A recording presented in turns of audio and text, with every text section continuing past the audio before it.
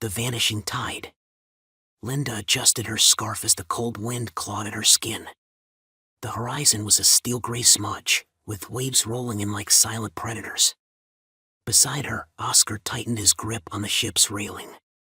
The vessel, Aurora Dawn, had been adrift for days, its engine dead and its radio silent. They had set out to map uncharted waters, but what they found was a void, an empty stretch of ocean that swallowed time and distance. "We'll spot land soon," Oscar said, his voice a hollow attempt at reassurance. Linda didn't reply. She had stopped believing in hopeful predictions 2 sunsets ago. When the island appeared, it was sudden. A jagged silhouette emerged from the fog, framed by a restless sea. The crew of 7 gathered at the bow, their faces etched with relief and disbelief. "That wasn't on any map," muttered Captain Hargrove, scratching his grizzled beard. "But land's land. Let's make for it." As they approached, the island grew more defined. Towering cliffs loomed over a dark, pebbled beach. A dense forest of blackened trees stretched beyond the shore, their branches twisted like grasping hands. The air grew colder, the wind whispering through the rigging in an eerie cadence. The crew made landfall with the trepidation of intruders. Linda's boots crunched against the pebbles as she scanned the surroundings. The beach was littered with fragments of driftwood and bones, bleached white and broken. "What kind of bones are these?" Linda asked, kneeling to inspect a jagged shard. "Too big for a bird, too small for anything else," Oscar replied, his brow furrowed. "Let's not linger." They ventured into the forest, its oppressive canopy blocking out the sky. The air was thick with the scent of decay and something acrid that stung Linda's throat. The path ahead was faint, as though it had been abandoned for years. "Captain," said Oscar, his voice tight. "Are we sure this is a good idea?" Hargrove didn't answer. His focus was on the peculiar tracks in the dirt, large, clawed impressions that veered deeper into the forest. The first sign of something wrong came at dusk. The group had set up camp in a clearing, lighting a fire to stave off the encroaching chill. As they huddled around the flames, Linda heard it, a low, guttural hum that seemed to come from the trees. "Did you hear that?" she whispered to Oscar. He nodded, his hand already on the knife at his belt. The sound grew louder, a vibration that reverberated in their chests. Then, silence. The fire flickered, and the shadows around them seemed to shift and writhe. "What in God's name?" Hargrove began, but his words were cut short by a piercing scream. It came from somewhere in the forest, high-pitched and human, yet impossibly distant. Panic set in. The crew scrambled to their feet, weapons drawn, eyes darting into the darkness. But nothing emerged. "Stay close," Hargrove barked. "Nobody wanders off."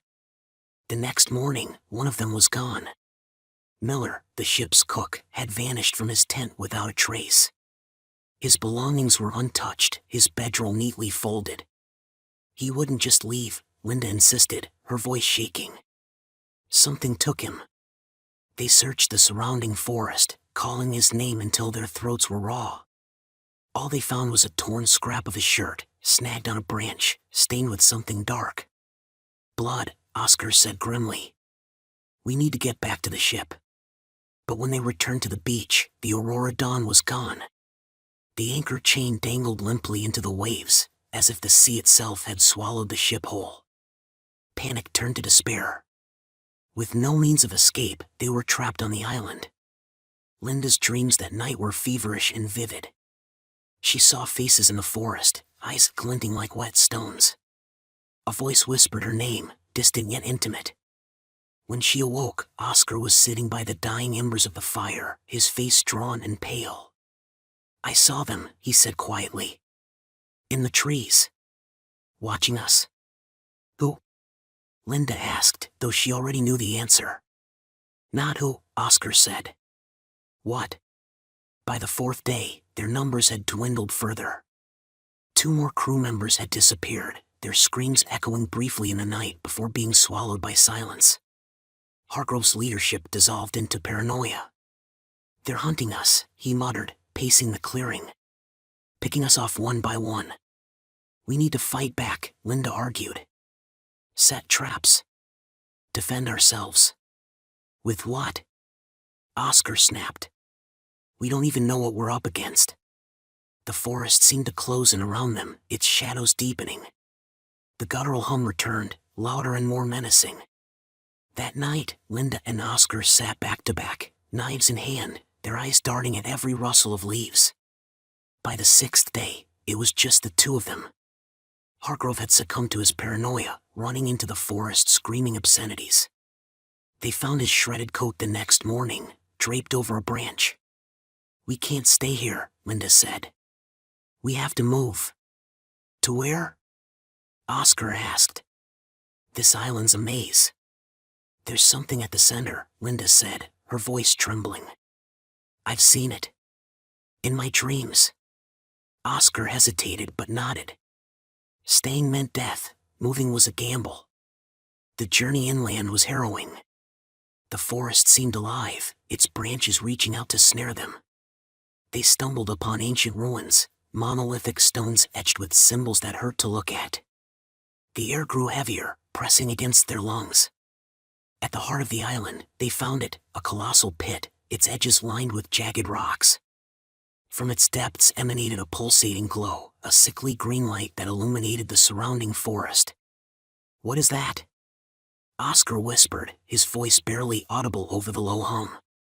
Before Linda could answer, the ground beneath them trembled. Shapes emerged from the shadows, humanoid but wrong, their limbs too long, their eyes too large, their mouths stretched into grotesque smiles. Linda and Oscar backed away, but the creatures advanced, their movements jerky and unnatural. The glow from the pit intensified, casting grotesque shadows across the landscape. Run! Linda screamed. They turned and fled, the creatures in pursuit. The forest seemed to conspire against them, roots and branches clawing at their legs. Linda's lungs burned as she stumbled, but Oscar pulled her to her feet. When they burst onto the beach, they stopped. The Aurora Dawn was there, its hull glistening under the pale moonlight. But something was wrong. The ship was pristine, as if untouched by their voyage. That's not our ship, Linda said, her voice trembling. It's our only chance, Oscar replied, dragging her toward the vessel. They climbed aboard, the creatures halting at the water's edge, their grotesque forms silhouetted against the glow of the pit. The ship's engine roared to life, unbidden, and the vessel began to move. As the island faded into the distance, Linda collapsed on the deck, her body shaking. Oscar stood at the helm, his eyes fixed on the horizon. But the relief was short-lived. From the depths of the ship came a sound, a low, guttural hum that reverberated through the hull. Linda and Oscar exchanged a look of dawning horror. The nightmare wasn't over. It was only beginning. The Cursed Bridge Beneath Shadows. The village of Willowbrook lay nestled between hills, with towering pines flanking its northern border. It was quaint and old, the kind of place where everyone knew each other. But even in this close-knit community, there were secrets, dark, spine-chilling secrets that haunted its history. Chief among them was the legend of the stone bridge, known ominously as Shadow's Crossing. Chapter 1. The Arrival. Jack Callahan leaned out of the car window as he and his team rolled into Willowbrook. His eyes locked onto the bridge in the distance, barely visible through the fog. It was as if the structure pulsed with a dark energy, hidden yet unmistakable. Beside him sat his cameraman, Eli, whose hands tightened around the camera. In the back seat, Maggie, the sound engineer, shivered despite the warmth in the car. The stories they'd heard about this bridge were gruesome. Tales of people who crossed it only to vanish, of figures who haunted its shadows, of whispers that lured you to the edge, inviting you into oblivion. Jack took a deep breath, excitement mixing with fear. This could be it, he murmured, looking at Eli and Maggie. This could be the story that finally puts us on the map. They checked into a small inn on the village's main street. The innkeeper, an elderly woman with clouded eyes, warned them. If you're here for Shadow's Crossing, you're fools. That bridge has taken more lives than you can count. It doesn't want visitors. She gave them a look that chilled their bones, as if she already knew their fate.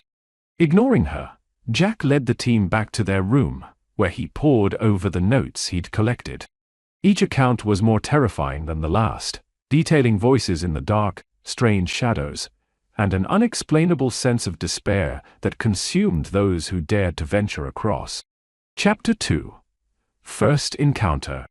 The following night, they stood at the edge of the bridge, their flashlights cutting through the mist. The air grew cold and still, pressing in on them like an invisible weight. Jack felt a chill that had nothing to do with the weather. It was as if they were being watched. Suddenly, he noticed strange symbols etched into the stone at his feet, ancient markings worn by time and rain. The symbols were unfamiliar, but something about them felt ominous, even repellent, as though they were sealing something inside. They set up their equipment, each piece aimed to capture any spectral activity. Maggie focused on the audio recorder, which crackled as if picking up interference. "Jack," she whispered, eyes wide. I think it's speaking to us." Jack bent down, listening. Through the static, faint whispers came through, a mixture of words, cries, and something almost like laughter, too low and garbled to make out. But one word came through clearly: leave. Ignoring the voice, Jack ordered Eli to film every inch of the bridge.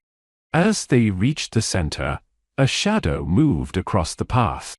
Jack froze. "Did you see that?" he whispered, eyes wide. Eli nodded, too scared to speak.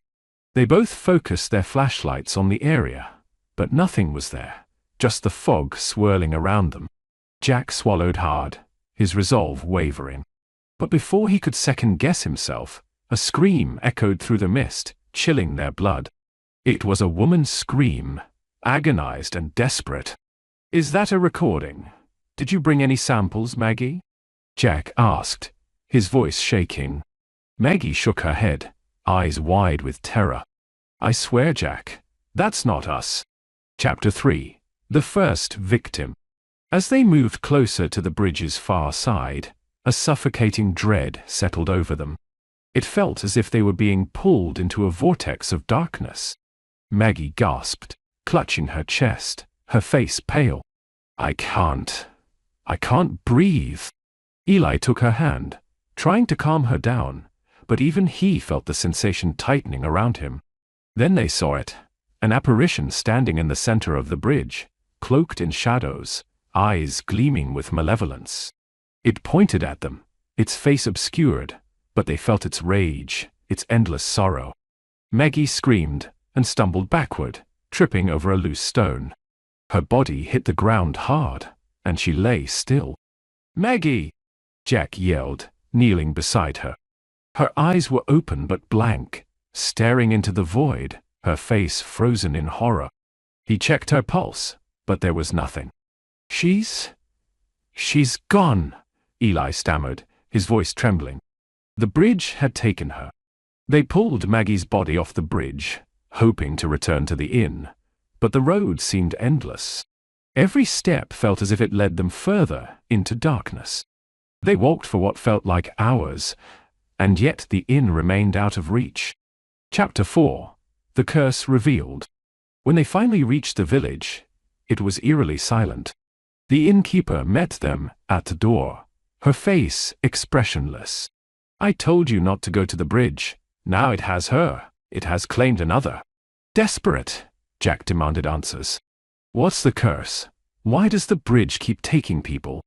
The innkeeper looked into the fire, her eyes distant. The bridge was built upon sacred land, desecrated by a feud long forgotten.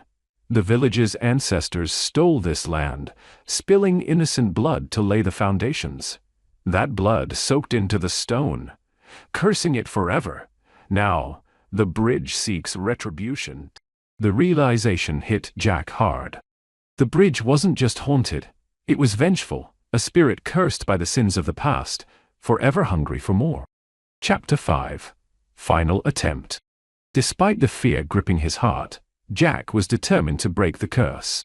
He returned to the bridge, this time alone, equipped only with a small flashlight, and a handful of items he hoped to appease the spirits, an offering of sorts. As he stood in the center of the bridge, shadows began to swirl around him, whispering his name. Each shadow bore the face of those it had claimed, their eyes hollow and accusing. Maggie's face appeared among them, twisted in fear and sorrow, as if silently begging him to leave. But Jack pressed on, holding out the offering. "I'm here to end this. I know you were wronged. I'm sorry for what my ancestors did to you. Please, let them go. Let us go." The shadows paused, the air stilling. For a moment, he felt hope. But then, a voice, cold and final, echoed in his mind. Too late. The shadows closed in, enveloping him. The flashlight flickered and died, plunging him into darkness. He screamed, but no one heard. Epilogue. Weeks later, the villagers found the equipment near the bridge, but there was no trace of Jack, Eli, or Maggie. Only a new carving appeared on the bridge, etched deep into the stone, an inscription that read, "Remember the Fallen." It was a warning to all who dared approach, but it was a warning too often ignored. To this day, Shadows Crossing remains, forever cursed, forever haunted, claiming the souls of those who dare venture into its depths. And when the mist rolls over the bridge, you might still hear their voices, calling, whispering, forever trapped beneath the shadows.